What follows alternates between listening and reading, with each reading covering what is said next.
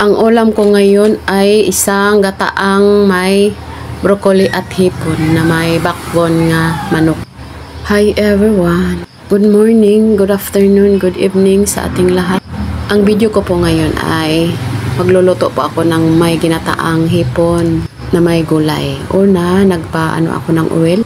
Ilagyan ko ng kunting oil, pwede butter, lagyan ko ng garlic, tusot, palabas lang ng kanyang aroma, halo-haloin until mag golden brown, saka yung onion, at saka yung luya, at saka yung lemongrass. Pinaghalo-halo ko para lumabas yung amoy niya at magka golden brown, at nilagay ko na yung manok. Backbone to guys, or buko-buko sa manok. Nilagyan ko ng pangalawang piga sa gata. Yung 1/4 lang talaga sa baso at pinaghalo ko sa saglit. At hinanaan ko yung apoy para hindi matuyuan at tama lang sa pagkalambot. Kaya na po, nilunod ko na yung broccoli. Dandahan lang paglagay guys kasi yung kawali ko hindi gaano kalakihan. Tama lang talaga sa aking niluluto. Kailangan naman din tayo magluto dandahan lang sa lahat na bagay kasi mainit. Mahirap na talaga matalsikan at pinaghalo ko, mix well. Para na rin manuot yung gata sa gulay at pinaghalo ko para magpantay yung pagkaluto nito. At kung naka-resonate ka sa video pong ito, please subscribe, comment, share para makagawa po ako ulit ng video. Salamat! Maraming benepisyo yung niluluto ko, lahat seafoods at gulay. Pinaghalo ko na, tapos na. At nilunod ko na yung ulang or shrimp. Ulang man to sa Bisaya, sa inyo guys, sa Tagalog, hipon. Kanya-kanya tayong mga lingwahe sa ating mga lulutuin at mga pangalan. At hinulog ko na yung first gata na piga.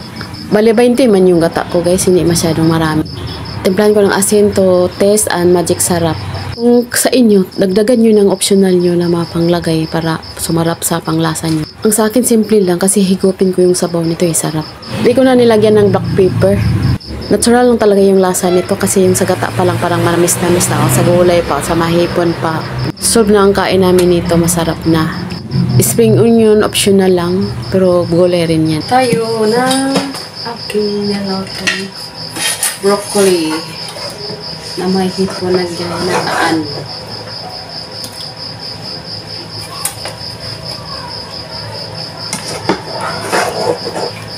Minimum to sa 5 katao guys. Kasi kainin. Kami dalawa lang nito kumain ito. Sobra na po kami magkain ng katao.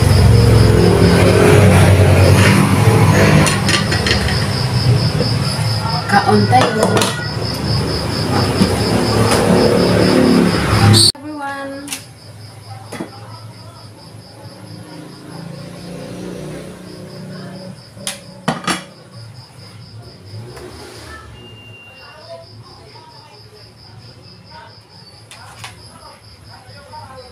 Kain tayo guys ng broccoli na may hipon na may ginataan.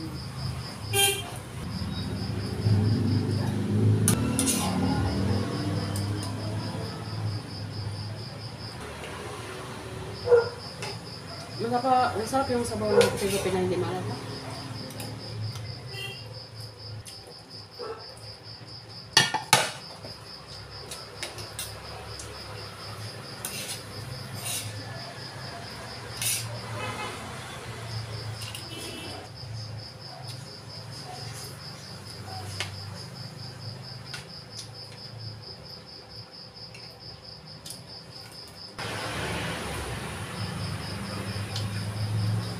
Ang bak ng manok.